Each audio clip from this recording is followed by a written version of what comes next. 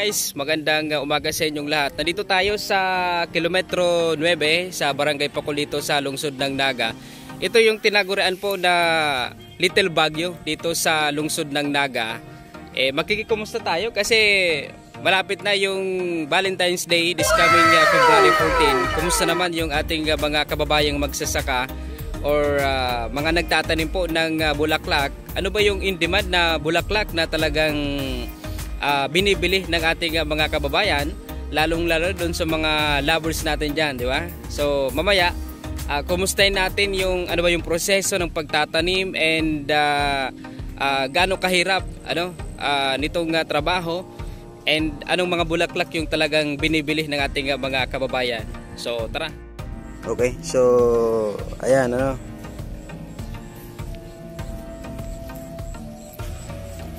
papunta tayo kay Sir na Ricardo Ador. Oo. Makausap natin siya mamaya para malaman kung ano ba yung proseso ng pagtatanim dito ng mga bulaklak. Ano po? Actually, meron din siyang contact number dun sa gusto po na bumili ng arrangement sunflower bouquet. So kadalasan kasi dito guys, sunflower yung itinatanim na bukod doon sa sinasabing mga rosas, kasi pag sinabi po na Valentine's Day, kadalasan na binibili ng ating mga kababayan is rosas. So dito sa amin, sunflower talaga yung itinatanim. So mamaya, kumustahin natin kay Sir Ador bakit sunflower yung kanyang tinatanim bagkus dapat yung rosas. Okay, so ito si Sir Ador. Sir, kumusta? Okay. Magandang umaga po. Magandang umaga. Okay, so napag-usapan natin kanina, bakit po hindi rosas yung tinatanim natin and sunflower na lang yung itinanim natin para ngayon pong February 14, Valentine's Day.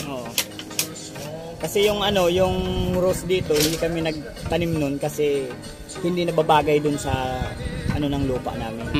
Ngayon, mas mabinta ngayon yung sunflower kasi ang 100 pesos, meron ka ng tatlo. Okay. Tatlong maliliit. Kasi yung malalaki, 80 yung binta namin yung malalaki. Opo. So, ngayon po talagang sunflower na yung tinatanim. Pero nung mga nakaraang taon, sir, nagtatanim ka rin po ng mga rosas? Hindi. Kasi yung rose dito, naalaman namin yung yung talo nung galing Baguio. Okay. Ang natin. Mas demand yung rose sa Baguio. Bakit, sir? Anong reason nun? Kasi dito sa atin maliliit. Yung sa Baguio malalaki. Ibig sabihin yung lupa doon parang akma doon sa dapat malaki yung dito, mas nababagay. Kasi malamig siguro yung nila. Mas malamig. Okay. So pag ganito sir, February 14 Valentine's Day. So ito talaga yung binibili ng ilan po na ating mga kababayan. Bukod po sa rosas, sunflower. Sunflower na ngayon, nagdidemanda ngayon. Demanda yung sunflower. Kahit basta yung panghulog dun sa patay, di ba may lilibig? Opo. Yun ang ginagamit ngayon. Bukod sa sunflower, may iba pang bulaklak na binibili? Oo. Ganito. Ano pa? Regatta white. Regatta. Pink. May regatta. May regatta white kami andun. Aster. Yun ang mga namin. Tapos may yellow, may regatta maroon. Ganyan ang maroon. Okay. Mga anong buwan mo ito sir itinatanim? Pa ganitong pa timing namin sa kamahalan. Mga ganitong panahon na nagtatanim na. Okay. Tapos pag ganito naman yung namin yung sunflower sa February, December pa lang nagtatanim na. Okay. Mga ilang buwan yun, sir? Mga ito 60 days. 60 days lang yan. Kasi imported to. Yung local 75 days. Gaya nung una ngayon umulan. Okay. Namulaklak na siya. So ayun guys, sa iyo pa yun sir natanim? Oo. Okay. So ayun guys, maraming sunflower na tanim si sir na Ricardo. Sir, ilang taon ka nang nagtatanim po ng bulaklak dito sa Pacol? 16 years. 16 years na, so ito na talaga yung Pag-alis ko sa trabaho, ito na yung ano. parang ginagawa mo pong libangan na lang, ano, yung tapos pagtatanim. Yung, ano, yung pagtrabaho kasi noon, hindi na sapat yung ano, kita. Kaya Okay. nagsarili ako. Kaya O, kumusta naman sir yung bintahan? Kasi may gumagawa ka rin po ng arrangement. Magkano naman sir yung bintahan nun, yung may bouquet? meron depende sa kaya nila, yung bulsa nila kung 400, may 600, may 750. Depende sa gusto nilang order nila, yung gusto nilang bulaklak. Bulaklak. Kung ilan. Pero ngayon sir, pandemic, kumusta yung presyohan? Mahina. Mahina. Gaya niya ngayon, hindi na masyadong nabibinta. Kasi wala pa yung tamang binta. Okay. May mga bumibili din dito sir na galing sa ibang lugar? Mga taga saan po? Taga Maydait. Maydait. Kahit dito ba sa lahat dito sa Kamsor, yun. Meron kaming customer ng dait. Okay. So pag may mga ganitong parang celebration, Valentine's Day, yung kamahalan dito sa Bicol, pumupunta na sila mismo dito. Saka Pistang Kalag. Oo, yung araw ng patay. Oo. Okay. So ito naman guys, malalaman natin yung proseso ng pagtatanim ng sunflower. Ito yung nalanta na. Nalanta. Tapos, so dapat talagang lanta sir yung lanta, para kahit itago mo hindi sa ganyan matigas pa. Okay. Matigas pa rin yung Tingnan natin sir. Okay. So ayan guys yung texture nito pong buto sir, ito buto ng sunflower. Saan po yung nakukuha sir? Doon mismo sa bulaklak? Mismo sa... Okay. So ayun. Tingnan natin yung paano ba magtanim ng sunflower doon sa mga nagtatanong sa ating vlog. Kaya pumunta tayo kay Sir na Ricardo Ador. So 16 years na siya nagtatanim po ng sunflower. Ito yung dito ako naglagay ng sabi yung kapatubuin ko dito. Okay. Kasi ito, iba na yung proseso, dapat lalagay mo ganyan mo siya. Tapos ilalagay mo siya dito. Tapos lagi mo lang siyang dito. Ilan lang sir dapat yung nailagay diyan ng buto? Kahit kahit mga 10, ganun, pwede. maximum max 10. Para hindi lang magdikit-dikitan. Para maganda yung ito na yung kinuhanan ko dati. Okay. Ayun na yung tinanim ko. Opo. Dito. Ito sir, sunflower din ito? Okay. Tapos inilipat ko siya. So after tumubo, ililipat sir sa ibang area. Ganun na. Oo. Ngayon, ito na. So ito guys yung proseso hindi lang pala madali. So after tumubo, ililipat dito. Okay. So may transferring pang ginagawa si sir. Tapos nilagyan namin ng ipot ng yung chicken manure. Chicken manure. Yung yun, naging itlog. Okay. Yung kabir ba? Hindi. Yung nasa poultry. Nasa poultry. Binibili mo rin sir?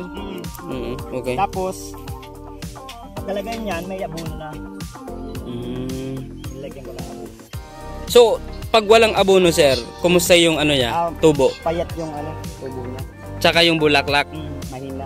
Ganyan na yun ang process niya. Okay. So after dito guys, so ito na. Ilang months na ito, ilang araw na ito sir? Siguro mga 20 days na to. Okay, so ito guys, 20 days na. 20 days. 20 days. So 60 days sir yung So more or less mga 2 months. 2 months talaga bago siya maging ganun po. So kung nakikita nyo yun guys, 2 months na iyon, pwede nang ipabili sir Saka ito naman pag tumubo na siya, ganito yon. Pag hindi ko inalis to, isa lang ang bubulaklak dyan. Alin dyan sir? Ito. Okay. Isa lang yan. Dapat alisin yan?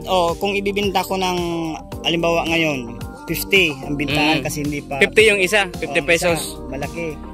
Ngayon, ikukumpara natin dito sa isa, hinat ko to. Okay. Pinutol ko yung ganito. So ano mangyayari sir pag pinutol? Madami siyang tutubo dito. Ito na. Okay. Ito na yun. So ayun guys, may mga tumutubo pag pinutol. Ito. Yung pinakadulo nito pong sunflower. Diyan. So dapat sir, after 20 days, pag ganito na siya puputulin? Pag mga ganito ng tubo? Kasi, okay. pag punta tayo doon. Ito kasi yung hindi ko pinutol, wala siyang ano. Bakit hindi mo sir pinutol? Para may kung gustong malaki, isahan lang. Pag ibig sabihin, pag isahan lang, medyo malaki. Yung ano. Okay, sige. So yun guys, at least nalaman natin ano po, kung ano ba yung pagkakaiba ng pinuputol, ito pong dulo, at yung mga hindi pinuputol. So, may nalaman tayo kay Sir na Ricardo Ador. So, ayan. So, mamaya pupuntahan natin yung mga bumubulaklak na. Mga 2 months na ito guys. 60 days na po yung pupuntahan natin kasama si Sir na Ricardo Ador dito sa Pacol. So, sa gusto po na bumili ng sunflower, para sa kanila pong mahal sa buhay, pumunta na po kayo dito sa Pacol. Ito yan sir, yung hindi ko pinutol. Medyo malaki. Malaki. Tapos ito yung hindi pinutol.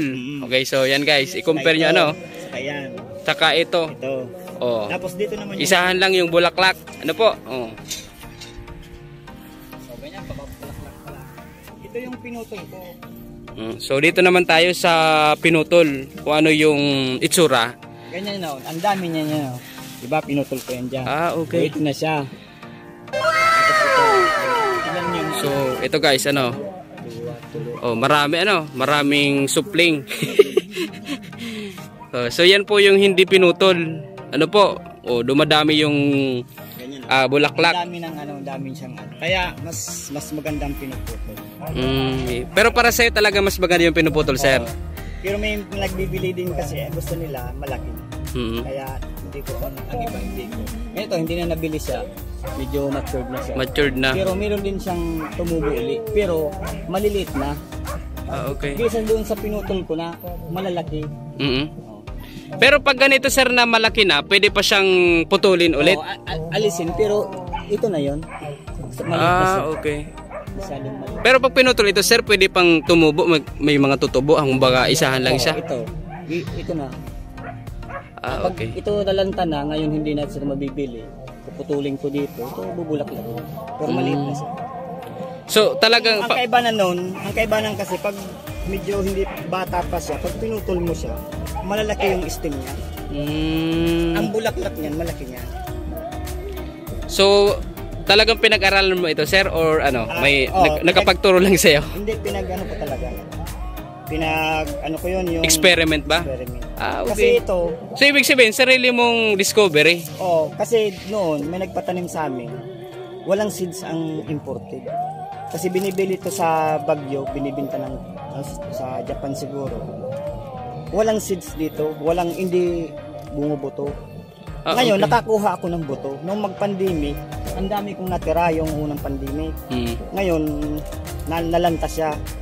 Siguro nakuha ko mga 100 na, sa kadamihan, 100 lang yung buto. Tapos na-i-transfer ko. Tumubo. Ngayon, napadami ko na hanggang doon. Okay. So, mga sir? Mga ilang to? Mga pang-apat na tong yung pasalin. Pasalin yung pagtanim mo po? Pa-apat na. Kaya baka sa susunod, madami na yung makukuha kong buto. Kasi yung kapatid ko, meron din patanim. Mga magkakapatid lang kayo nandito, sir? Meron naman iba. Yung sinimula ko dito, yun na yung isa. Tignan natin. Sige, sir. Okay, so yan. Lakad ulit tayo guys, medyo maluloy lang. Konti. Pero at least may mga natututunan tayo kay sir. May mga discovery pala siya dito na sa pagtatanim, kung ano yung dapat na proseso, para hindi malugi, para mabinta. Okay. Pero ayos yun sir, yung na-discover mo na kapag pinutol, dumarami yung bulaklak. Pero more or less mga ilan yun sir na bulaklak? 5 kaya 6. 5 or 6? Maximum na yun yung 6. Ito yun ngayon. Yung unang, so ito? sa kapatid ko to, ito yung unang imported. na Imported galing, galing sa sa Baguio. Baguio. Binili nila. Okay. Ngayon, isahan lang yan. Mm. Wala siyang tumubo pang ano, kahit sama. Okay. Kahit isa. Pero pag at ito yun noon na ginawa ko nung pandemic, madami itong natuyo na hindi nabili. Nakakuha ko dyan ng buto. Ng buto. Ang isa nito baka may 3 lang. Okay. Pero mostly sir, ilang buto talaga yung nakukuha sa sunflower? Pag local, ang dami. Pero pag ganitong galing sa Baguio, medyo konti lang. Pero pwede ito sir na putulin. Ito hindi pa pwedeng putulin. Hindi. Pag una pa lang. Kasi wala naman siyang tutubo dyan. Okay. Ibig sabihin, pwede siyang putulin kapag pangalawang tanim. So ayun guys, tandaan nyo para dun sa mga mahilig magtanim. Pag first time po na nagtanim kayo ng sunflower na galing pong Baguio, wala ito sir na specific na pangalan yung sunflower na galing sa Baguio. So search nyo na lang guys kung ano yung tawag nun. Pero mamaya i-search ko din para malaman natin. Ito na yung pinutol ko. Ito sir galing din Baguio? Oo. Akin tatlo. Okay. Pangalawa sir, pangalawang tanim na ito? Ano na to? Siguro pang-anim na to. Okay, so pang-anim. Pang-apat. Parang pang-apat yun. Okay. Sige, so yun. Compare nyo guys. Ito, unang tanim, hindi pa pwedeng putulin yung dulo. So, pangalawa hanggang ika-anim, pwede na, no? Para madami yung kumbaga supling, sanga, and bulaklak ng iyo pong mga tanim po na sunflower. Tapos ngayon sir, ginawa ko, sabi ko, kasi ang dami nang pupunta dito ng people. Oo. Kahit kunti lang mapag-donation ako. Kasi ang dami naman kasi. Okay. Pag pumupunta dito, ang dami yung minsan. Minsan may mga kumukuha. Tapos yung damage, di ba? May mga damage pa. Kaya pero lalagay din ako dito. Hindi ko pa kaya nagagawa yung for donation. Okay, so yun guys, kasi parang to sir, parang kumbaga turismo parang tourist attraction dito sa ating lugar, sa Barangay Pakul. Para sa mga nagtatanim po ng bulaklak. So medyo malawak ito guys, So ito, doon sa gusto po na pumunta, pwede, Ito lang yan sa kilometer 9. Pakul. Paano sir, yung pagkuha ng buto nito, dapat talagang na siya, yung lantang-lanta? Ito wala pa yan. Wala pa. Mga ilan dapat pong buwan? Siguro mga 2 buwan. Lagpas 2 buwan. 2 buwan bago sa. Yung buto niya sir nasa loob. Diyan. Diyan pag natuyo na yan, yan. Okay. So, yun po. Wala pang sample dito Medyo pa kasi ito. Doon sa dulo. So, mamaya papakita natin sa dulo.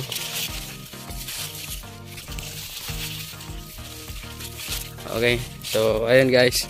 Lumalakad tayo sa gitna ng taniman po ng sunflower. Siguro mga magpi-preen up sir. Meron din akong papasok dito pag preen up. May 200 bibigay sa akin. Okay. May libre siyang 3 bilog. Sige, so ayan. Yung gusto po na mag-prenuptial, pwede. Ganito sir. Ito parang kasi tuyo na baka meron na. Okay, so tingnan natin. Ayan. Meron na. Yan na. So, eto. Ayan na yung buto niya. Okay. So, ayun yung buto. Yun. Ito, anong patong masyado. Papatuyuin pa. Hindi pa masyado. So, madami pala dami yan. Madami. So, madami guys. Pero ngayon, ito, tingnan mo. Pagkakaiba na yun. Sabi pero galing ito sir Baguio. Tingnan mo. Pagkakaiba niyan. Alisin natin. Sige. Ito, wala tong laman. Okay. Kasi, pero yung local, ang dami niyan pag ganyan. Ito lang may laman yung malaki. Kunti lang. Kunti lang. Ito lang yung malaki ito. Matigas. So dapat pinipili din pala yung pagkuha ng buto. Pero kung siguro pag matagal na to, baka mapuno na yan. Pasalin-salin. Pag ganito kasi medyo ganyan. Hindi pang ganong matagal. Kahit matigas na kahit na magtigas siya, hindi. Ganito na talaga siya. Hindi na siya magkakaroon at lantang. Okay. So ayun,